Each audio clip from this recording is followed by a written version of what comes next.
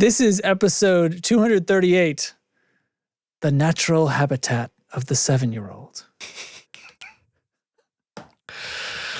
Why do separate when together? I forgot that like the other person has to say something. Yeah. It's the tone control. We always do. Yeah. Bing! Remember that? Everybody? I do. Sign in Discord if you remember that. Say hi to me.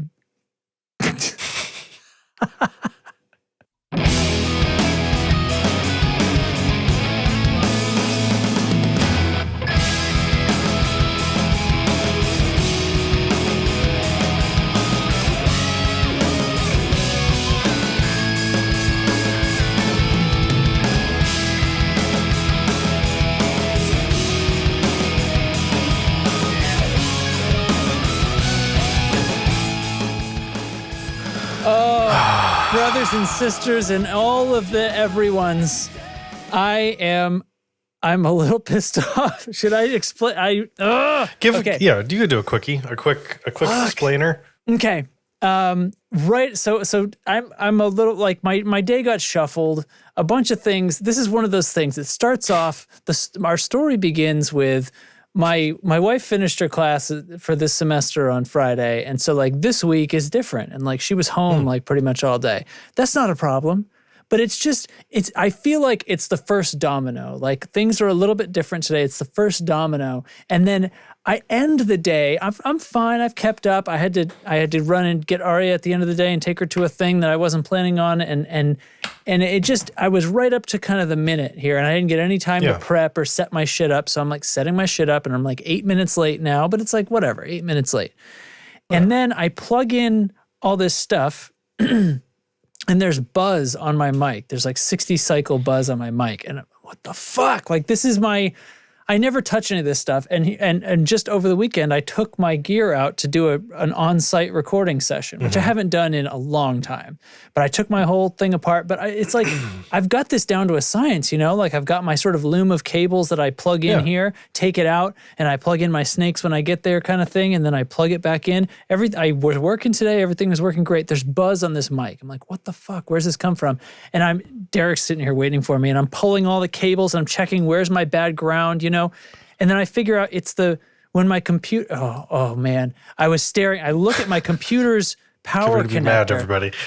My computer has one of the USB-C power connectors. It's the 3-year window when Apple was like, you know what, MagSafe isn't cool anymore. And then they brought it back. My wife's computer has one again, thank God, because it's like, why would you? Anyway, so mine only has USB-C. So I'm looking at it and I'm like, oh God help you if this is you know what I mean? And I pull it out and the fucking buzz goes away.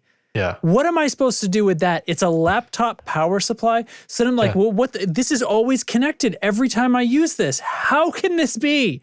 And I'm really, really mad, right? And then I'm like, what am I supposed to do? I try it in different ports. It's not like, I mean, is the shielding broken on it? It doesn't matter. It's DC. That shouldn't affect anything. So who knows? I took the brick end that plugs into the socket, the wall socket, and I turned it around the other way. It's 2 prongs. I turned it around the other way, and now it's fine. And by the way, this is not the way that it's been for every other tone control episode. This is 238. So for 237 episodes, my power brick was the other way, and now it's flipped. But now I have to flip it that way to not have buzz. Boy, does that piss me off. That should not be a thing. It shouldn't. Yeah. You have every right to be pissed off. Is that a beer? It's not. This is just bubbly water. See, all right. You're fucking up. I've been oh man.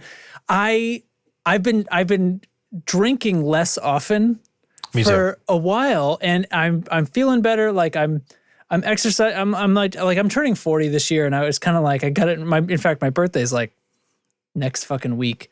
But anyway, so I had to be 40 between these next episodes, I think. I haven't looked at a calendar, but I was like, oh, I'm gonna I'm gonna turn on the faucet here of getting it going. And one of the things that actually like sincerely helped was I kind of only drink on the weekends, you know what I mean? Like where I used to be. Yeah, I've tried to do that. You know? To do that. And I do feel like there's these other, it's not that I felt like I was drinking a lot before, but and not just the calories of beer, but I think there's some, I feel like well, it's like all carbs too. Like well, it doesn't. Yeah. It certainly doesn't fucking help, right? Yeah, I mean, right. Help. It's like adding an entire bagel to your meal, whatever you're having. Right. So anyway, it's been good, but it doesn't help me being pissed off right now. Right.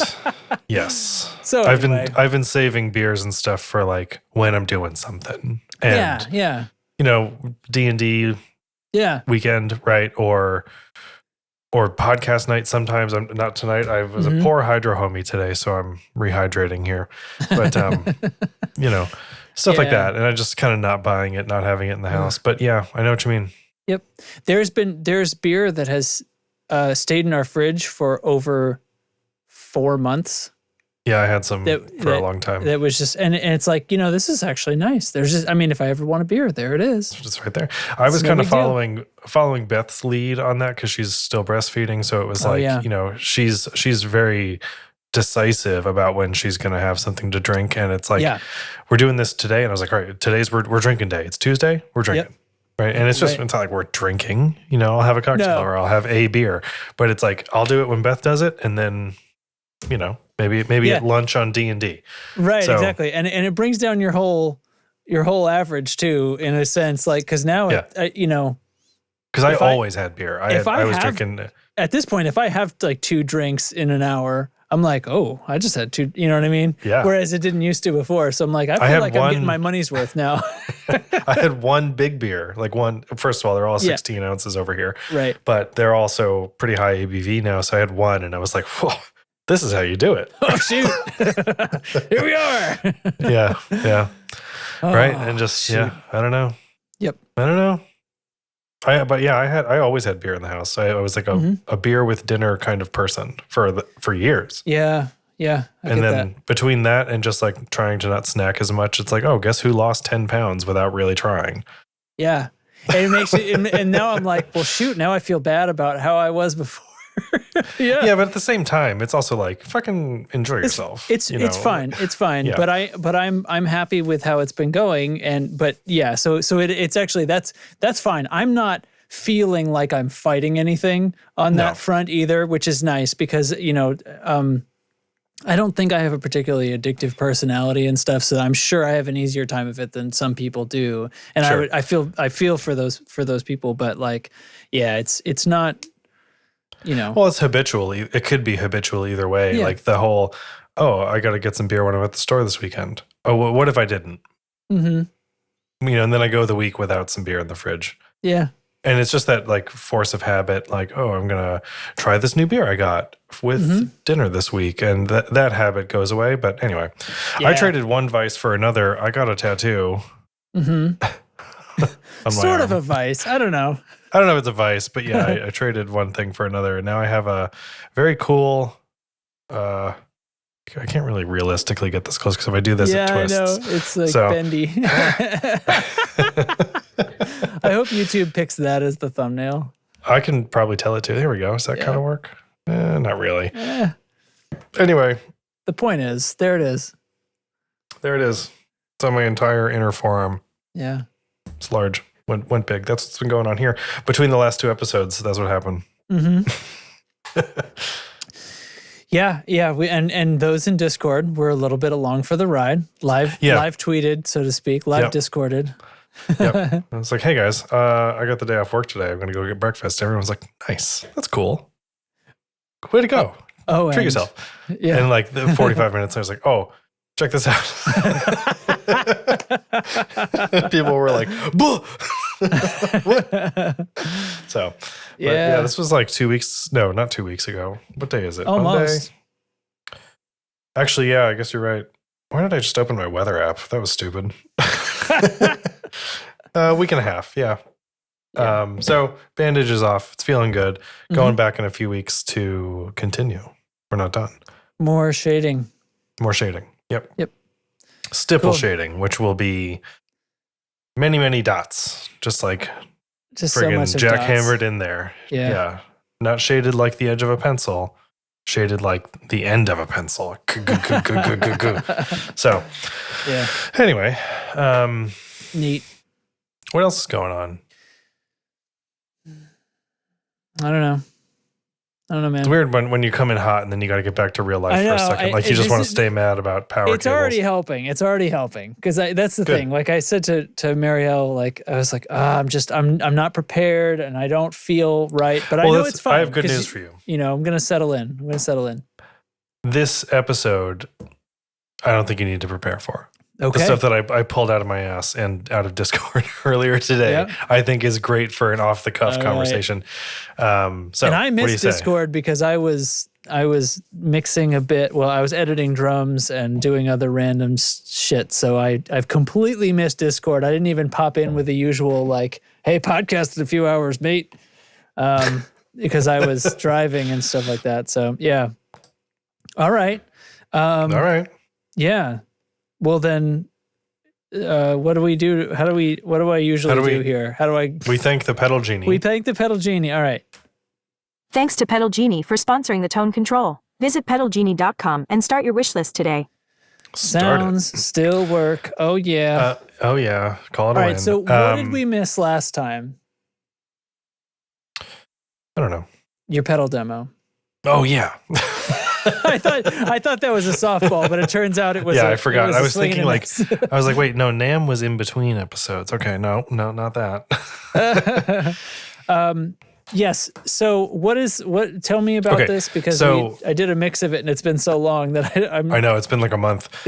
So this is the RudeTech 3MUF 14, which is like their big muff thing with 3 different big muff circuits inside, the tone wicker and a mids boost thing. And that crazy Ibanez vintage digital delay that I picked up. Yeah, that wild with all of its weird pitchy things going on and stuff. So I was like, I'm going to use both of these pedals at the same time and do a demo with both. So why not? Because one drive, one time based thing. Like, yeah, perfect. Why do separate when together? When can do as one. Yes. All right. Well, fire away then.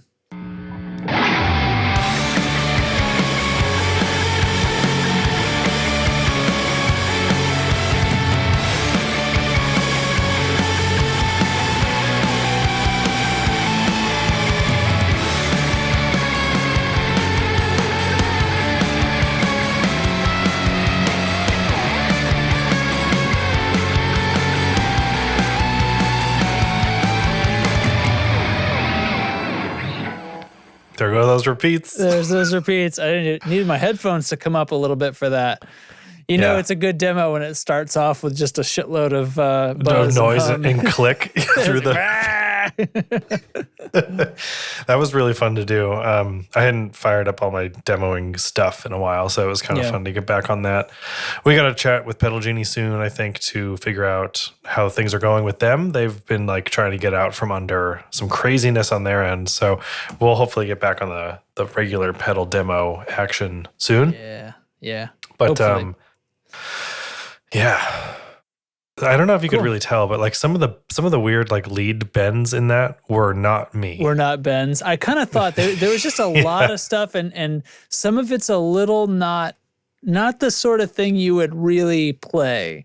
So it gets a little out of hand, and it's especially if you listen to the track soloed, you can really hear like the doubling thing or like the weird chorusing and stuff. But it was just a fun thing to do. And that Big Muff sounds fucking righteous on bass. Yeah, I mean they're the whole thing is very big surprise. The whole thing's very wall of sound, right? It kind of mixes and especially it's just by nature of the way those delays came out. It's like, I mean, yeah, there's a lead part there, but like discerning what it actually is pretty difficult, and it all just kind of becomes I don't know, graffiti on the wall of chaos, sound a little bit. But it was fun. So, I like how it came out. Check it out. RudeTech. Nice. Vintage Ibanez. So, yes. All right. NAMM happened. It sure did. Recently. And from what I understand, they're doing NAMM again in January. Like the winter NAMM winter NAMM is going to be coming. Like they're getting back on the schedule for the 2 NAMMs a year. Okay. Post-COVID. So this was a one NAMM per year, but next year is going to be 2? I think so. I can't remember exactly the cadence. I know like the big one was always in the winter. in California, and the smallest summer NAMM was in Nashville, I'm pretty sure. Yeah, I think so. And was a much smaller deal. But I think they're getting back to 2. Last year, I'm pretty sure NAMM was kind of a shell of its former self. A lot of people didn't go because pandemic was still kind of, people were very unsure. Yeah. Is this the end of NAMM kind of thing? And it's also like, are people, if we put all this into going, are consumers going to show up? Right. You don't know. Yeah. And really at its core, NAMM is for music merchants. It's the NAMM, sure, you know what I mean? So it's not just the public. But what I mean is, it's not just the people that have booths versus the rest of the music merchants. You know what I mean? Because like it's for music merchants in a sense. Like it's for music merchants like me, or like, you know, like anybody who goes. It's not MTV music. No. It's like dealer relations. Yeah. A lot. Yeah. And there's a lot of that, especially if like something special is made for NAMM and there's only 10 or something, like stores, like big shops, Chicago Music Exchange, you know, Guitar Center or whatever, can go there and like bid or whatever. There's that whole relationship. There's like the media relationships. And then I think in the past, I think it's a 3 or 4 day thing. The last day was open to the public. And people just, whoever, like you or me, could just buy a pass and go and look at all the stuff. Yeah. So I don't know if they're sticking with that model, but it sounds like NAMM that just happened was huge and like really kind of surprisingly back to normal. So I don't know. I'm kind of excited about that. A lot of companies like Avid and stuff were announcing things about updates that haven't come yet. Like they're sort of like, here's what we've been working on, you know, marker improvements and so, you know, stuff like that for Pro Tools. And so people were doing something special because it was NAMM, even though because other than that, we hear about things on release day, you know what I mean? On patch day. So I thought that you'll get a pedal or a guitar tease like a week in advance or something. And so now, like, I remember when NAMM kind of slowed down and stopped due to the pandemic, everybody was kind of like, well, do we need NAMM? You know, there was this big conversation, big idea of like, people just put pedals out all year now, or put gear out all year. So what does the trade show have to do with releases? And that's true. But now that it's back, like I was really excited to see NAMM headlines, I guess. So anyway, this is a long way of saying the coolest thing at NAMM this year was that T-Rex is reissuing the Benson Echorec. Look at this piece of kit. Look at this motherfucker. Look at that thing. I like that it's got a foot switch, as if you're going to put it on a pedal board. Like you're going to push that bypass switch. Yeah. How much do you think all this plate steel weighs? It says it down there in the specs, I think. I bet we could get the specs here. 5.73 pounds. Okay. I mean, that's not insane. No, it's not insane. It's a big son of a bitch, though. Yeah. So anyway, if you're not familiar, the Benson Echorec 10x4 is one of the. Sorry, 4 is the height. So 10 it's 10 by 7.5. Yeah, for the actual footprint. Yeah, it's big. The Benson Echorec is one of the great delays of yesteryear, made famous in no part, by Pink Floyd, little band. I don't know if you heard of them. But, and many, many, many others, obviously. I think pretty sure Zeppelin used it. Like everybody was using this thing. And it's a drum head magnetic disc delay. Yeah, it's magnetic tape, but it's not tape. It's a metal drum with magnetic stuff on the outside of it. So you can sort of see in this picture the 6-7 heads around it. Yeah, so what they've done, this was 8 years in the making, and it's finally here. It has 2 recording heads and then 4 playback heads and an erase head. Right. Nice. Okay. So the 2 recording heads the second recording head is an added feature now. So it's not just a reissue. They've also improved on what was so great about it. So now you can have a longer delay time for up to 1.2 seconds. And each playback head has its own level adjustment via trim pot in the head itself. So you get in there with a little screwdriver. Those little screws, yeah. Yeah. So, which means your repeats can be of different levels. You can get a lot of weird galloping stuff that way. and so on. So think of a delay if your second repeat was actually louder than your first, Yeah. or third was louder than your first. You could do that kind of stuff. Each head can be turned on or off to get these different patterns and rhythmic sequences. Pretty common with Echorec style stuff. So that's with these push button, like they're not radio buttons because they're not exclusive, but these LED lit buttons on the right side. Yeah. And then the original Echorec had a static speed, and you would just use the different tape heads, the different four different heads to choose the time, essentially. But now they've added a plus or minus 20% control. So you get way more, and between that and the second record head, you get a lot more usable range of tempo, of BPM. Mm-hmm. Very cool. It's just varying the motor speed. Right, but only by 20%, which is like kind of cool, Yeah. Still it's pretty restricted. Yeah. It has a swell option that mixes the delays and record heads, which ends up being like a reverb type sound. It is not reverb, but it is more reverby. Reverberant. And that's it, dude. Reverberant. Yeah. It's got the look. They got the name Benson. They got the name Echorec. It's $2,100. Yep. Does this say... Sorry, I don't want to click. Oh, here we go. I got it. Handcrafted in Denmark by T-Rex Effects. Yep. Yeah, go to the photos there. All right. And I haven't actually looked at the IO, but it's got this cool cover to protect the plates and stuff. This is the only photo that's here. Oh, really? There's no... Oh, huh. Weird. I was hoping to get a shot of the back, but whatever. Yeah, so, yeah, I mean, guess I would have to play the video. If you check out the NAMM video, you can hear it, of course. They talk all about the development and stuff, which is super cool. It's also got some expression pedal control in there. There's a bunch of like modern conveniences and stuff, certainly for power and things like that. $2,100. That's a lot of $100. It's like 21 of them. So I bet, yes, 21 of them. But it doesn't. I've heard some people talking about this. You know what? Which, it kind of stands out, actually. I love that. We should all buy it just because of that. And we can get special financing, or at least I can. Yeah. I don't know about the rest $88 a month. So, the thing I've heard people saying about this is $2,100. Like, oh, it's so expensive. The idea is you can't buy an original for that much. Oh, yeah. Not even close. Not even close. And then even if you buy the original, does it work? Does it work, Derek? Don't know. Does it need maintenance, right? This is the kind of very heavily mechanical gear that needs to be maintained. And a lot of stuff from back then is just not anymore. So yeah, you could find one and you could put all the money into it, or you could find one that has had all the money put into it and stuff. And it's not cheap. Yeah. And I don't think they're terribly common. I don't actually know. It's not like I've ever been in the market for an Echorec, but right. I don't know how many there are. It's like, sure, the original.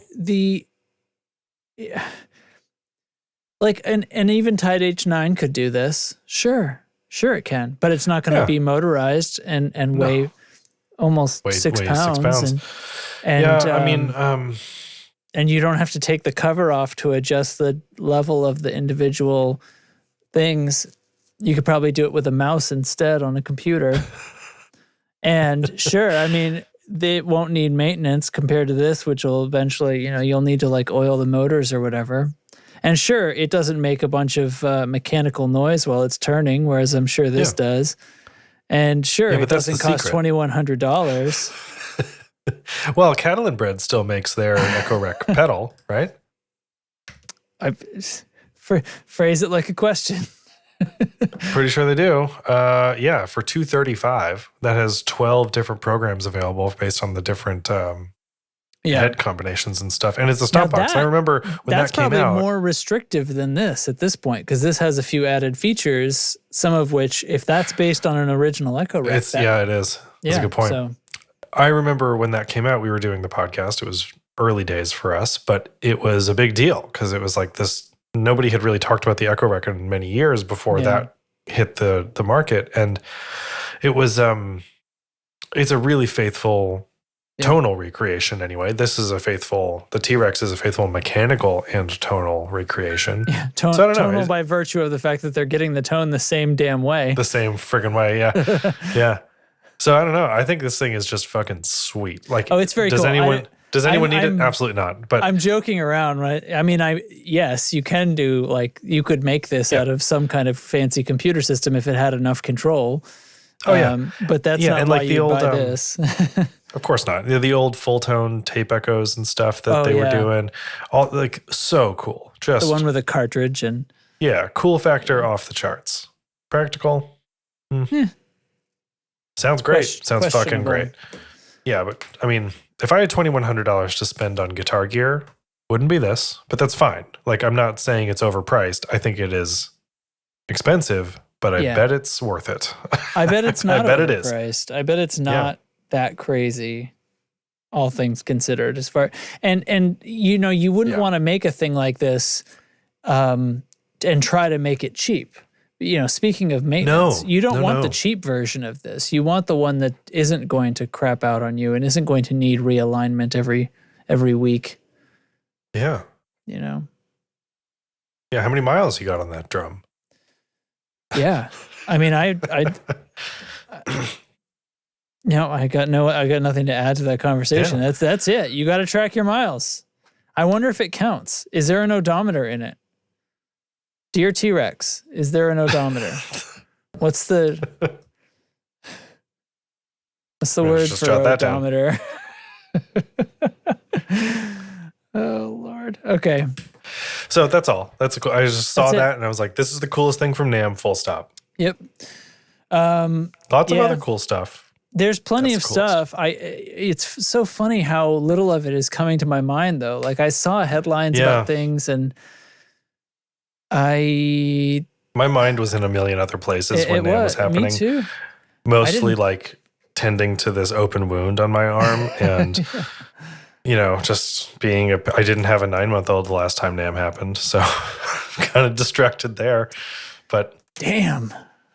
Yeah. I don't know. I don't know. What was the listener, what was your favorite thing from NAMM? Come on back and throw it in the general chat or something. Throw it in the Discord. Little bit of a pivot here. For anybody who's been following along, wants some mind-bending baby math.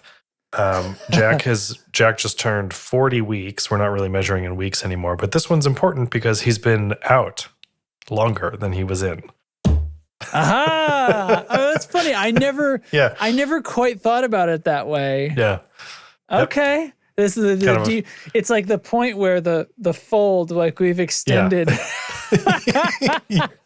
Yeah. So now we're we're on the next arc of the golden ratio, Oh, we did the little one. Now we're gonna. Yep. So, and actually, just starting this week, he's about to do daycare full time, which is going to free up a whole bunch of time for me around the house on Mondays and Fridays. So. Crazy. Anyway, there you go. I should have said that at the top of the show, but no.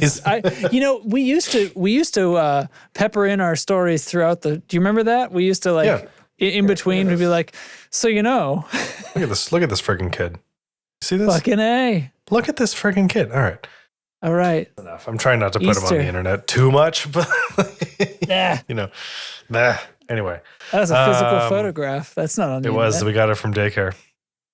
They're freaking champs about that shit. Oh, did they did that with the background and everything? Oh, that's nice. They do all that shit for every event, holiday, season, whatever. They dress them up. We send it in an outfit. They dress them up in it. For, no food near the nice outfit kind of thing. Right. Only for that moment. Yep. So there's a really funny one of him on from Valentine's Day where he's just straight up like smile. He looks like the grinning with its tongue out emoji perfectly. He's got a smile, and the end of his tongue is just like. Anyway, Justin, I gotta say, I cleaned my office wicked bad today, and I'm feeling it. Is it you like to clean? You're into that? I do. Yeah. Yeah, I reorganized. I have a bookshelf like right over here, and I got a bunch of clutter and shit out of the way, and now it's holding a bunch of extra guitar pedals, which is cool. It's got my D&D stuff in there. It's nice to look at, but it's also freed up a whole bunch of room back here, which is great. And the other thing about like new carpet, when you vacuum, you can like really see that you vacuumed. Yeah. Yeah, because it's like ready to stand at attention. Yeah. Yeah. I like that. A vacuum that I don't want to walk back in here because I'm going to mess it up. But anyway, that's my story pepper for this segment. Yeah, I cleaned my car out because I had to. I took all this stuff on the road on Sunday. I was recording at a band's space, and that means I took the car seat out of the car and revealed the pile of crumbs and just actual trash. Just napkins, bits of... I found a fork in my car the other day, like a piece of our flatware. Oh, a metal fucking fork. Yeah. Jesus. I found a few plastic dishes. I found a bunch of wrappers of shit. What's the little cheese ball things that are in wax? Baby Bell. Baby Bell. Fucking... Bunch of wax. About like 10 Baby Bells worth of wax shells crushed into shapes and thrown on the... Oh my God. So then today I go to pick her up, right? And she gets in the car and she remarks about it. She's like, oh, wow, you cleaned. And I was like, oh, you fucking notice it when it's gone, do you? You little shit. So I said, how about now we try to not fill Daddy's car with trash at every possible opportunity? We'll see how that goes. I have to clean out my car from like the winter still. So we have like the WeatherTech mats. Have you seen this thing where you get like a massage gun, like a Theragun for muscles, and you know what I'm talking about, a Theragun? Is it vibrational? Yeah. Okay, I'm imagining it. I don't think I knew what that was before now, but yeah. Yeah, so it's for like physical therapy and stuff like that, and exercise therapy. Yeah, it's to just like hyper focus like certain muscle groups and stuff. So people take them and they use them in their car and they vibrate the floor, and it causes all the dirt and dust to dance up out of the carpet, and then you just vacuum it up. Oh wow! I kind of want to do that. I have all like rubbered and plasticized mats in our cars because... Yeah, but this is like the sub stuff, right? Okay, you can do it to the seats and all that. You take them out and you like you hose out your mats, but then you're left with the stuff that made it around the edge. Yeah. Mm-hmm. So anyway. All right. Well, that was fun. Cleaning your car carpet with Derek and Justin. It's going to, we'll teach you how it is did. Use a Theragun. All right, I'm going to play music.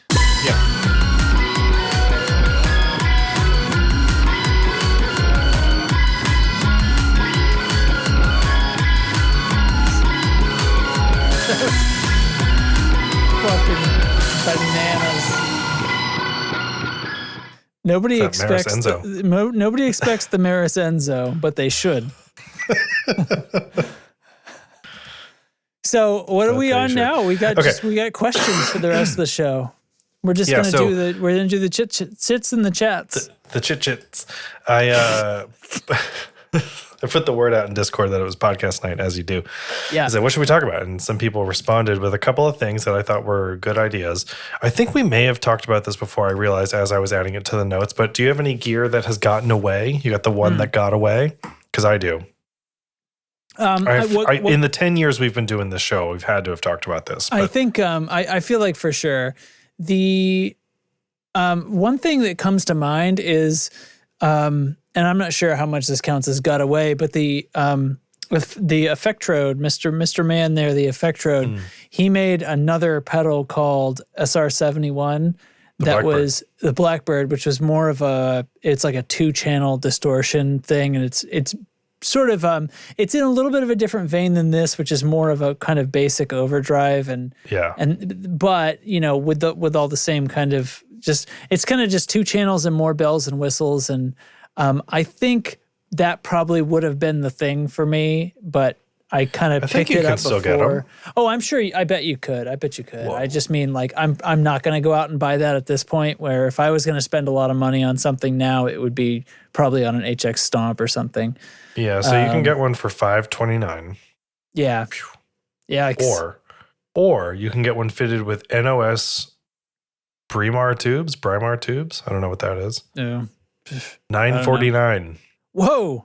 Yeah, I don't care about those. I'm sorry to those tubes. I don't care about them that much. Comes with a free T-shirt though. Oh wow. Well, now you got me thinking about it. That came out. I love T-shirts. Wearing one right now. It's just. You see this? Today we're driving. I said something about like some friends came over. My wife's therapist friends in her cohort program and everything. Yeah. They came over there hanging out, playing some tabletop on Saturday, and we mentioned it to Aria. Aria was like off at the grandparents'. Oh, and they brought a chocolate cake, among other things, right? We saved her a piece. It's a piece of chocolate cake. Yeah, like they brought it over when they were over. Oh, were you guys having a party? Was it for Earth Day? Aria says. And I'm like, leave it to a 7-year-old, right? Is it? And I'm like, so great. It probably fucking was Earth Day. You know what I mean? And that's the sort of thing like she would pay attention to. And I was like, sure, baby. Yeah. I mean, I love Earth. That's where I keep all my stuff. And she goes, Daddy.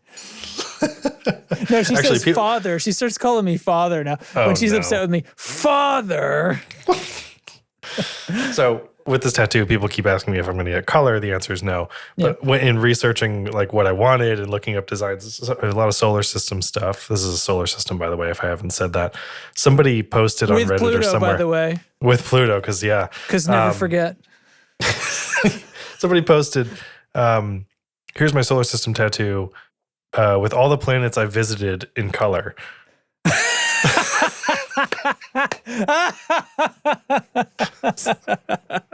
So only Earth was shaded in. And I hope to expand on this someday. Yeah, rad. That's fantastic. Anyway, love it. All right, so questions from Discord. Yeah, so gear that got away. So you got the Blackbird. I wonder if those are on Reverb ever. I don't know. Shouldn't look into it. It shouldn't. Because that's the thing. Like, even if it was available now, I probably wouldn't grab it because it would be wiser for me, at least, to get something. So that came out shortly after you got that one, right? The tube drive. It was it's not like I was choosing between them. And it was like a bit more, but probably at the time I, didn't have a wife, didn't have kids. It probably would have been like, well, shit, I'll just spend my money on that. Yeah. Yeah. But anyway. There was a guitar in a shop in Dover, Ralph's House of Tone. Yeah.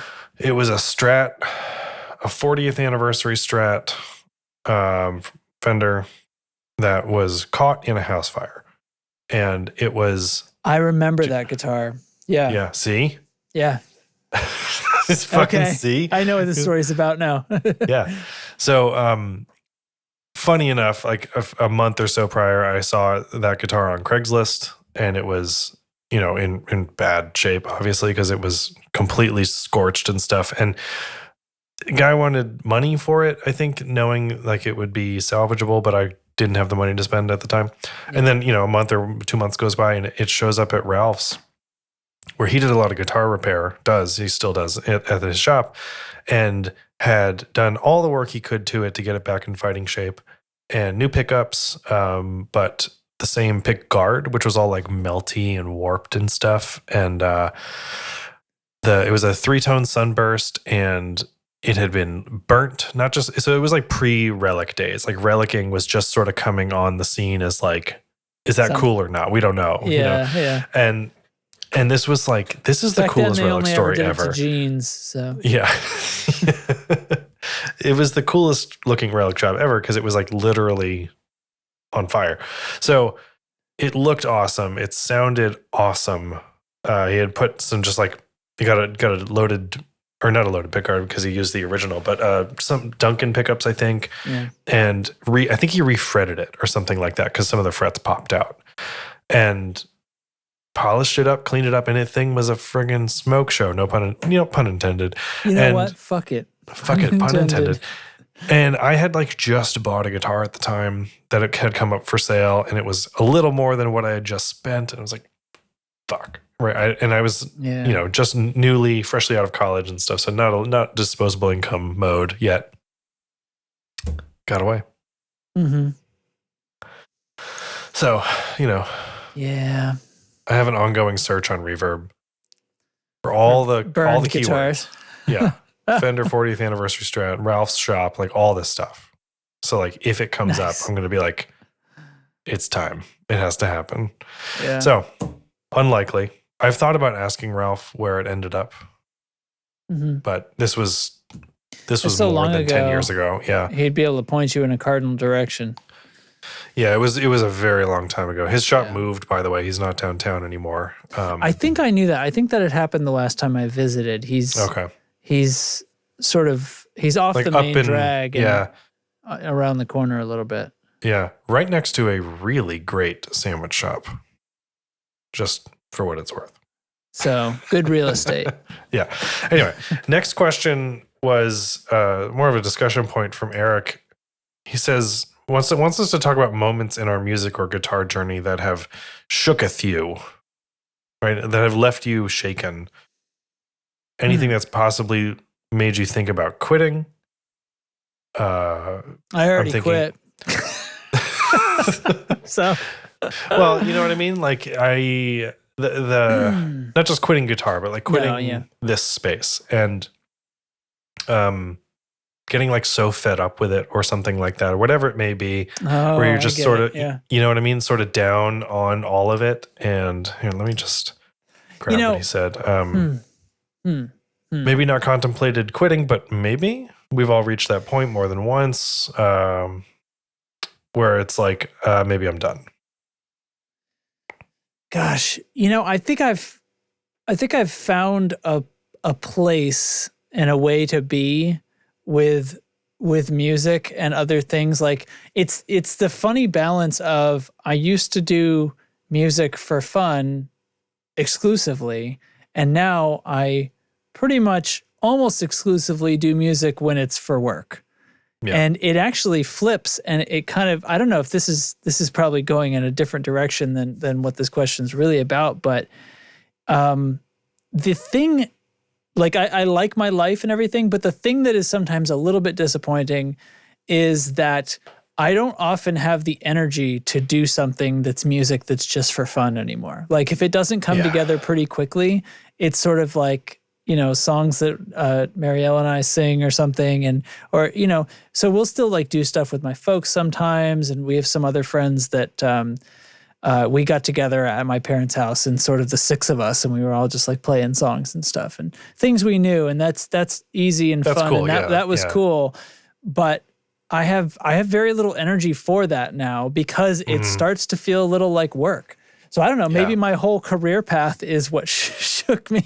It's like it sort of changed that, where it used to be like I had a drive to, I always wanted to be playing and stuff. I don't really have interest because it in was, that, Right, yeah. Yeah, so that's interesting because you specifically, like it was a creative outlet, it was a hobby, it was all this other stuff like it is for me still. But made the switch to doing it for work in a way that I think maybe a lot of people don't, maybe at a time people don't. I'm not sure. That's not necessarily true, I guess. But yeah, it's not like I had to stop playing guitar or stop playing guitar very much. You know what I mean? But it was, I made a pretty conscious decision. Like I did not feel the need to find another band to play with around here. Yeah. And is that because of the satisfaction you get from your field of work? Like that creative thing? And maybe that has something to do with it. Cause I still I'm editing drums today. Like I don't hate editing drums, even though it's probably weird to think about from an outside perspective. But I don't hate that. Like I love taking something that's like our drum session went really well. The guys were prepared. I love that. That's exciting. Great. And we play, like they came in, we were sort of joking, once we get going, we're going to do like a song a half hour. Song every half an hour. We were going to do 4 songs today. And I'm like, well, I'm prepared to stay as long as I need. I'm not going to pack up my gear and leave and just have to come back. Like, we're going to get it today. You know what I mean? Song a half hour. And we're like, and then we were pretty much on that schedule. Yeah. Like there was a couple of them where it was like, we had 2 takes. I'm like, between the 2 of these, we've definitely got it. Like you could do a third one for safety, but like, really. That's awesome. So be prepared. And that's how your sessions can go. And it was great. But like taking something that's, 95% and making it 100%, really gives me a lot of satisfaction. And then we're gonna chase that in with some sick guitar tones and stuff like that. You know what it is? Afterwards. It's like when guys like that drummer and that band are totally prepared, it gives you so much more margin later. Like it gives you the mental margin. That you know what is. I mean? And everything margin. That's a good way of putting it, because I can think of a specific example where like the way that the room was set up, I shared a picture on Discord, but I was sitting like right behind the drummer. That's just how it happened to work out. So I had this like perspective that I've actually never had before. I've never been behind a drummer when I was recording. Yeah. So I could see, and like it was the takes were coming out really good to the point where I could nitpick things that I wanted to nitpick. It was like, that was really good. There's this part like after verse 2 where you come into that there's a section that's really heavy on the floor tom, and right at the start of that, there's some hiccup that you just don't, that first one is just a little out somehow. And he's like, yes, that's exactly. And we're sort of like, we're chasing his arm movements down, and we're like fine tuning this one fill that's leading into a part, you know, because like that's the sort of specifics that we had the time to go and do, because the takes were basically coming out right. And that's awesome. And to think about like tempo, like to think about like, we didn't do anything to click track. It was like, this is we're just gonna like go, because there's a bunch of changes, and it was like not bothering. Yeah. But it was like, let's get this part a little, like, is that too fast for this part that's supposed to be sludgy, you know? Oh yeah, and shit like that. So I still do have I have a lot of musical stuff that goes on that I do, but on the other hand, you know, when I do something just for fun, it's like, ooh, that feels like work now. So I don't know. Yeah, I think it must depend on how easily it all comes together. Really prepared band, prepared musicians. Yeah. That part came together easy, which gives you more margin and ability to focus on, you know, running your business. And it makes that part easier, because you're not like wasting time, but you're not using time by editing together 16 different takes. Yeah. You're editing together. I'm going to have to comp all this, right? Yeah. Yeah. That's cool. What do you think? There was a time where I wasn't like, I'm going to quit, but I felt like, what am I actually doing here? Like with guitar. And I was not in a band at the time, which is a really quick way for me to start feeling that way. Yeah. What is the point? Why do I play guitar? Right? Like what is the reason? Which is kind of now, like heavy and weird. But were you like thinking like, why am I looking at buying that guitar? Or were you just in between things? And I was just in between things, and I was looking at my collection of stuff, and I was like, what is the point of all this if I'm not doing stuff? Right? I'm sitting around in my basement or in my living room playing friggin' stupid blues licks, right? Yeah. Playing along to some songs over headphones or something, nothing serious. And it was really to just like pass the time. And I had really lost some of the excitement about, because I got to as good as I am at guitar at some point, and I've certainly plateaued, right? You know what I'm saying? That's like a funny way of saying it. Yeah. But like after that, like guitar is one of those things that like early on you can see a lot of progress very quickly. And that is a very, really, really addictive feeling. And that eventually tapers off, I think. Like it evens out, and progress is still there, but it is less easily attainable. You know, everybody has and so on. Yeah, exactly. Everybody has a different threshold for that and a different tolerance for that. Some things come easier, you know, for other people and stuff, whatever. So I had felt like I am not getting better, and I'm kind of just playing to maintain this sort of like blah. I'm a person who plays guitar, I guess. I had this like identity issue with all of it and stuff. Like if I don't, because I played for so long now, it was like, if I don't play guitar, like the concept of playing guitar is inseparable from the concept of me, right, to myself. And so it was like, if I'm like giving this up, what does that mean? And it was this very heavy kind of like this thing that I've known to be true, right? This thing that I have held with me since I was 12 or 13 years old or whatever it is. You know, I've been playing guitar longer than I could drive a car. Playing guitar longer than I've kind of done most things. And so that like I wasn't feeling like I should quit, but I was feeling like, am I going to? Right? Am I gonna stumble on not playing anymore by accident? Right? And then what? I don't want to. So I like tried to like kick myself into gear with like, oh, I'm gonna like practice guitar, right? I'm gonna do practice routines and stuff, and that's super boring and not a fun way to like stay motivated and stuff. So that didn't stick with you. It didn't, and luckily the podcast keeps my head above water with guitar stuff, as far as like pedal demos, trying new stuff, talking about guitar concepts and ideas and things like that. That's enough to keep me going almost all of the time. Excuse me. So I don't know. It is something I've thought about a lot, because it's this whole thing of, it's the longest the one thing I've done the longest period. Yeah. Yeah. It sounds like you sort of had, you ended up with almost the reciprocal to what I was feeling, right? Like I'm feeling an absence of a need. And you were sitting there like kind of noticing, I don't have a drive, or there was no reason or something. So then you think about creating your own drive. Yeah. Don't like that direction, but something keeps you going, and and now you're deciding you're going back to playing with a band. And it was like, trying to think when this was really hitting hard. It must have been like 7 or so years ago. Like, kind of before Delaney, like it was like when I was moving and buying a house, and like all that stuff was going on. There was a lot of like other life progress, like, things at work were good, like new jobs, bought a house, like all this crap. Stuff that takes up space too. Oh yeah. I had really lost the whole thing of like, guitar is an outlet. Music is an outlet, being in a band, a creative force of like, I want to make something, and music, like songwriting was always a cool thing that I felt like it's a very satisfying feeling to me of even just like pedal demos. Like, here's a 16 bar riff. It exists in the world now and it's cool and I like it, moving on, Yeah. I wasn't doing anything like that for the longest time. And it was like, this just sucks. It's just the worst feeling. And starting a band, like when we were talking to Hank, starting a band is the fucking worst. Like, it is so impossible. It's so painful.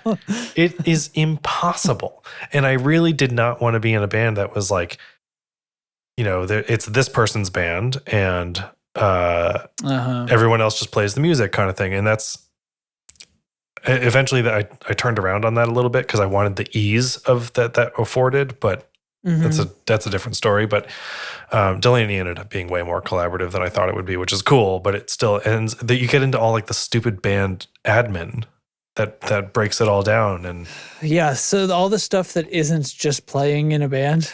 Yeah, which is enter my new cover band. It's 90-10, right? 90% playing, 10% admin, instead of like 50-50. Huh.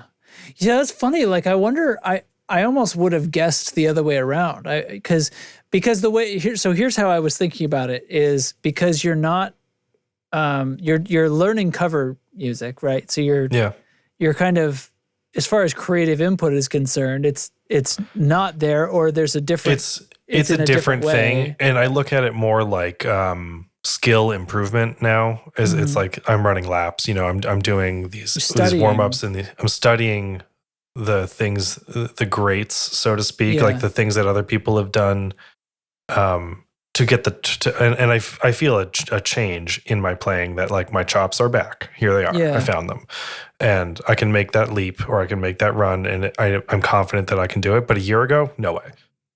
Not a chance. So, and then to take that and think, I guess, so the reason that it must be less administrative work is like, you're not so much, well, I don't know. I mean, you are kind of promoting a brand in a sense, like, because the band gets gigs and it gets known as being like, this is a good band. If you have them there, the patrons will have fun. That's what the bars want. You know what I mean? That's what but there's less of the, so the thing about original bands is like, you've got the marketing aspect of this whole, like, got to get shows, got to promote the show, whatever. There's that whole avenue of it, which is sometimes can be great, sometimes isn't. And isn't there still some of that though, at least? Like, yes, there is still some of that. Okay. The other thing I'm not saying that's exclusive. The thing that is exclusive though is the fight between wanting to write new music and like have good, productive rehearsal and songwriting sessions that are like really moving the ball forward and keeping up the old catalog and rehearsing for shows, promoting the shows, like that vicious cycle of things. Like you're always kind of like one out of reach. Like if you, it's like here's 4 things, pick 3. But you really want all 4, you know? And that's the struggle that I found with bands just over the years. Like that balance changes, and some people kind of lose interest. The guy who was maybe really jazzed on writing parts suddenly isn't, and you can't really move forward until there's a new part that they wrote, but you don't want to be the person that writes their parts for them, but you kind of have to if you want to move the thing. And so it's all this like if this then that stuff. It's all this if then stuff, and it's frustrating. But the cover thing alleviates a lot of that, because it's like, did you learn the song? Yes, no. That is a binary response. Right. Yeah. And then as far as like getting gigs and promoting, it's I guess simplified in a lot of ways, because they know, you know, there is a very specific, like this is what it is. Like we're gonna play this kind of 80s night, 90s night. Night, okay, whatever. There you go. So the venue, even like there's even that aspect to it. Yeah. Oh, I know a band that could play a couple hours for 80s and 90s hits. Done. Yeah. So, anyway, that's a long roundabout way of saying, like, that felt like it shook me, I guess. But I thought of something a minute ago and I've lost it. No. But it was like, I was playing guitar because I felt like I had to, just to maintain my status as a guitarist, right? As a person who plays identity. Guitar. Yeah. Playing it though was rarely as fun as it was without any creative like direction. Running scales is boring. Practicing guitar is boring. People, like it's not fun. You got to disguise it as something else. You've got to like covers or whatever it might be. Learn this very specific part, this very specific solo. Yeah. And then you can deconstruct it later. Oh, it's this mode. It's this type of riff. It's this change. That's how it works for me. And it felt like I was playing guitar just to like stay afloat. And then it was like, well, why am I doing this? This is stupid. I'm not enjoying it. So maybe I should just stop. Yeah, you're doing it in a way that feels more like a grind. Yeah, exactly. Yeah. And the playtime was not satisfying. Right. It's like, oh, I'm going to play these same licks tomorrow. And, you know, and to bring it back around, like you're rehearsing cover tunes. I mean, you're going to play these same licks tomorrow. I know. But it's different. It's different for some reason. And it's also different because there's other people involved. That's a huge part of it. Huge part of it. Do you think that's accountability, or is it just more fun when there's people there? Or is it, I mean, it's probably both. I think it's both. Yeah. Especially because, you know, now we're all in our mid to late 30s in this band. Like, we are not wasting each other's time. So, right, when you get together, it's for rehearsal. Practice 100%. Is what you do at home. Yes, bingo, big difference. Right. So we have not had practice in 2 or 3 weeks because work travel, because plans, whatever. And I have not been playing those songs. But when we get ready for next week, next Wednesday is practice day.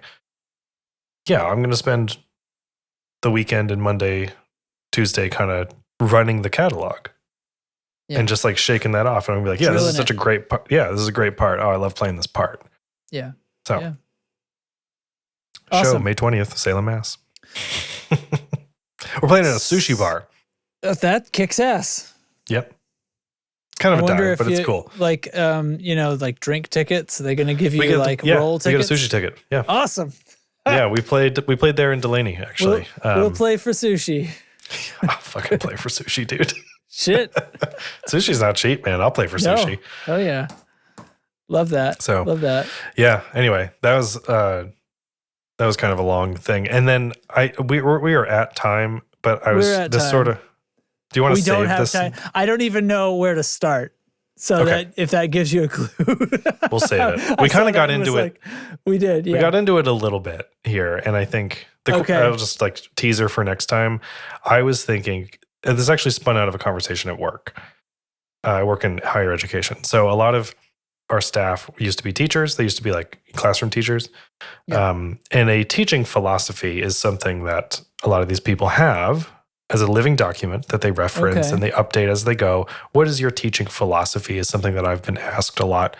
And I was not previously a teacher, so I don't really have one. But, throughout my grad school program and just working at this school for 5 years, teaching philosophy is a concept that has come up. And I'm like, music philosophy. What is one's music philosophy? And you know what I mean? Yeah. Why do you do it? What is it? What is it Speaking of a to living you? Document. Yeah. So yeah. Okay. I do kind of want to have that conversation because I thought this was a good conversation. Yep. But we'll save that for next time. We'll tease it in for next time. All right. And I would also, maybe I can like ping Eric to come on for that or something for a minute because I'd love to have some extra ammo on that. Yeah. Yeah, because he's a guitar teacher full time, and that's a very different than what I do. And a performer, a hired gun. Yes, he's a full time guitarist, which is such a different thing than it is for me. Yeah. Guitar means something different, right? And operates differently. So anyway, think about that, audience, and bring it to Discord. I want to hear what your music philosophies are. Yeah, we may be able to pull a few key points and really, make it into a bit of a. I was going to say a round table. It's not going to be a round table. It's going to be a multi-pointed discussion. Anyway. Yeah. Yeah. It's a thing that I think we all have thoughts on, but you maybe haven't articulated them before. Mm-hmm. Yeah, I know I haven't, but I probably ought to. Which, circling back to work, is how one defines knowledge. Whoa. By articulating it? No, something that but you consider.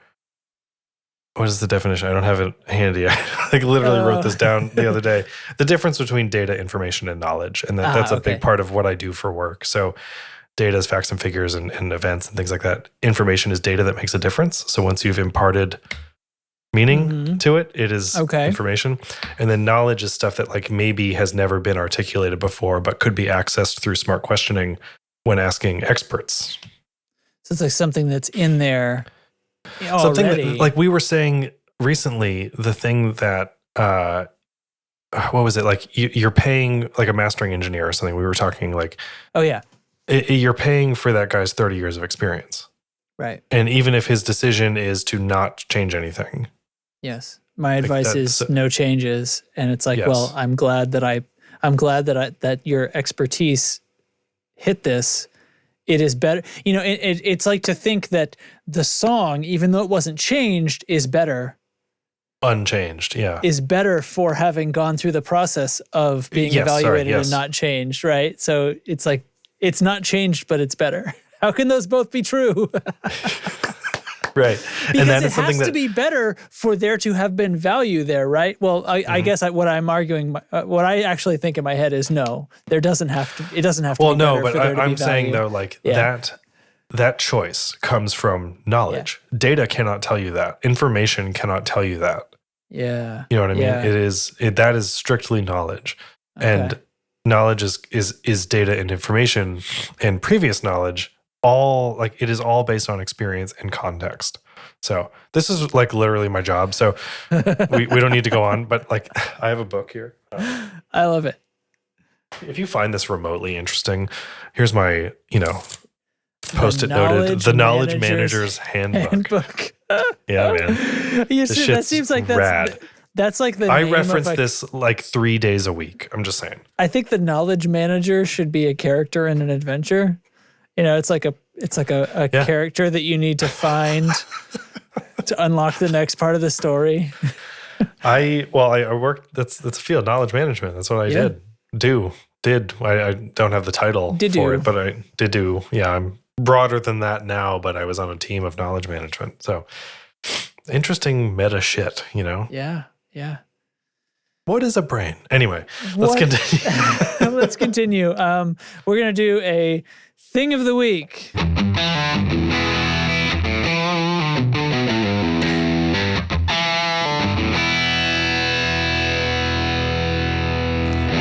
A classic. Clink. Yeah. Yes. My thing of the week is the new Nickel Creek record, Celebrants. Now somebody, it's got to be my brother, brought this up to me sometime recently. I think it dropped in late March. Okay. That sounds right time-wise. I'm pretty sure, because I know ties into Nickel Creek. Yeah. Definitely, I have thoroughly enjoyed all of the Nickel Creek music to this point. Okay, good. And I definitely, have you heard the new one? I have not heard this, but when I saw this in the notes, I was like, somebody, probably Ty, told me about that. I should get that. I should get that going. It slams. It's that's my, like, I don't need to sugarcoat it. It rips. Go listen to it. They don't Progressive fuck around. Bluegrass. They don't fuck around. They don't fuck around. It is so tight. This is probably one that I'll be able to get Arya to listen to too. So I should. It's really cool. Stick that so it comes up in the car, because I'm always looking for new things that aren't just the same thing we listened to yesterday, which is they do this natural thing. habitat of a 7-year-old. I'm gonna write that down. Of a 7-year-old. Nickel Creek does this thing where they make a change, like a chord change happens, or a change in a song happens, and it's such an interesting choice. But you're like, it's the only choice. You know what I mean? But like, would you have thought of it? I would not have thought of it, but like, obviously. Yeah, that's true. A lot of their music has that quality of being different than anything else, but also not sounding like it's way off the wall or anything. You know, like it's familiar. Like you can find a home base with it. Yeah, some bands are wild, and they're doing things that are difficult to follow or strange or even like unexpected in a way that they're sort of off-putting, because you have to sort of readjust to that shift in the music or something like that. And I think that's one of the tricks to making music that's not super like mainstreamy sounding, but also not just like, it's just because we put it in a time signature that you like physically can't count. It's because right. And so I think Nickel Creek is one of those where that's what they're always doing, is slightly not what you're expecting, but not in a way that puts you onto your back foot. You know what I mean? Like you're always there with it. But it's a way that catches you by surprise in a really satisfying way. Yeah. Yeah, exactly. It's a surprise that doesn't knock you, you know? Yeah. Love that. Check it out. It's called Celebrants. 18 tracks or some shit. Wow. That's old school. Old school. It's like some they just played right through there. here. And there's a coffee shop in Concord that I follow on Instagram, and Chris Thiele was fucking there. Shit. And I'm like, what, how? Sure enough, they're on tour, and they played Concord 30 minutes away. Didn't know it. Couldn't go. Oh, man. Yep. The next day they were playing Portland, where Ty lives, and I meant to text him, and I didn't. Sorry, Ty. Hope you got to see him. Probably didn't. Yeah. Feel like I would have known about that. feel like I would have heard about it. Feel like we would have talked about that. But anyway. Yeah. I'll tell you what. I'll do this. Here's a non-music one. 3 weeks ago, almost now, my VR headset that I've had for 4 years broke. Oh. It basically had been in a slow decline, and the decline accelerated greatly. It's not physically broken, but it's not working for more than a few minutes at a time without crashing the whole computer anymore. So, finally forced to overcome my frugalness, I did pick something new up, and I love it. I got a Pico 4, which is not sold in North America. It's a VR headset. It's from it's a little give and take, and the reason I wasn't super excited about it is because Pico is owned by ByteDance, which is the company that owns TikTok. And I did not want to be all mad and refusing to buy Meta products because of Facebook and then turn around and buy. But It's not really the same situation. They're extremely not market dominant, for one thing, which helps me feel better, but also just not that I want to get involved with the social media company anyway. But the way I use the thing is running games on my computer anyway. So I actually don't buy anything really on their store. I'm not buying games through their platform, but this headset is one of these that is it's like an all-in-one device. Like it has its own operating system and it can load games onto it. I'm not doing it that way, but it has these wireless capabilities. And so I can play games on my computer and stream them wirelessly to the headset. And that is, nice. I mean, it's also much lighter and it has this new lens tech. So everything's so small and the clarity edge to edge is unbelievable. If you've used VR with old Fresnel lenses, like there's this section in the middle where it's clear and then you have your periphery. And with this thing, it's like I could look around my eyes and everything and it's unbelievable. So, and just not being tethered to the wall with a wire that I occasionally hit with my arm or something and playing games is magical.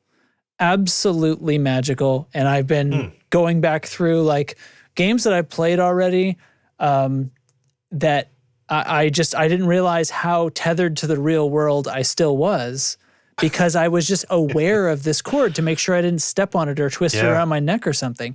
And now you've got one foot in the real world still.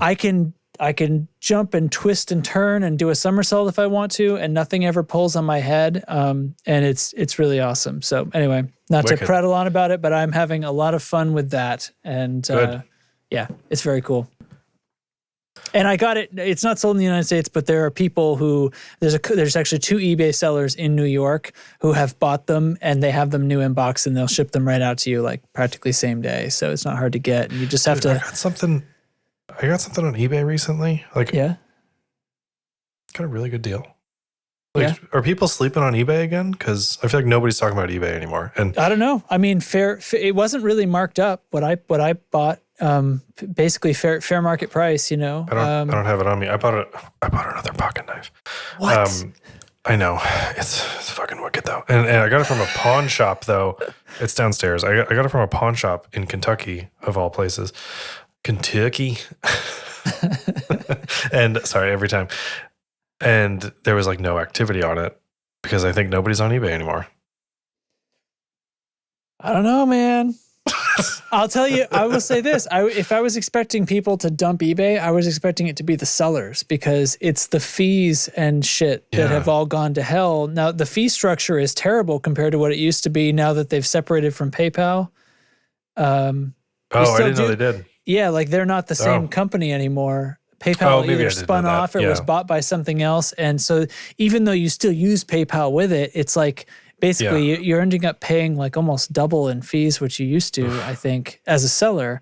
Yeah. Man, this shop got hosed by my deal because like. Well, you don't know if it was a pawn shop. I mean, maybe they still made a little bit because pawn shops tend to hose their victims, don't they? Yeah, it was listed for a price, and the buy it now price was like another 60% over that. It was like and crazy. You just like got it because nobody was there. I got it because I was the only bidder. Hey, if they have their starting bid, I mean, that's what they're willing to accept. So. They wouldn't have done that calculation if they thought it was going to come out not in their favor, right? So it's crazy. If anyone's curious, I got a Benchmade bailout. So go look it up. Look it up, nerds. All right. Well, that's another. Throwback to the thing of the week from last week. That's another tone control. We're so in the zone. We're just chaining our episodes together. We've got previews for next week. We've got callbacks from last week. We've got the subtle reminder that even though I say week, I mean 2 weeks. We've got everything. Man, we've been doing that for 10 years. And I say next week, this week, last week, whatever. Yeah. Well, it's a tone control week. Yeah. It's a multiple meaning. Like it could mean this is the week that the tone control happens. It's a tone control week. Or it could mean value of a unit of time, which is approximately two Roman calendar Mondays, weeks. Yeah. It could be tone control week could also be the week we publish for the listener because tone control week to you and me only matters to you and me. Right. And our loving patrons. Patrons who support the show. And you can do so yourself by going to patreon.com/theToneControl. And we will love you very, very much for that. And it will be truly glorious. So, oh my God, it's playing full volume. You stupid machine. Do everything I say. All right, the patrons this week that we thank ever so much over a reasonably volumed music are Nick Greenwood, Carson Ricketts, Matthew Fenslaw, Ryzen Wolf, Jamie Evans, Doug King, Big Daddy Doug, Steve Huffman, Still Justin's Cochlea, Brian Gower of the Tone Jerks podcast, Mako Guitars, Andrew Welsh of Andrew's Alcove, Doug Christ of 37 Effects, and Sean Wright of Lollygagger Effects. Thanks everybody so much. And there we go. Fuck it. We'll see you next Tone Control week. Yeah. Yeah. Bye. Bye.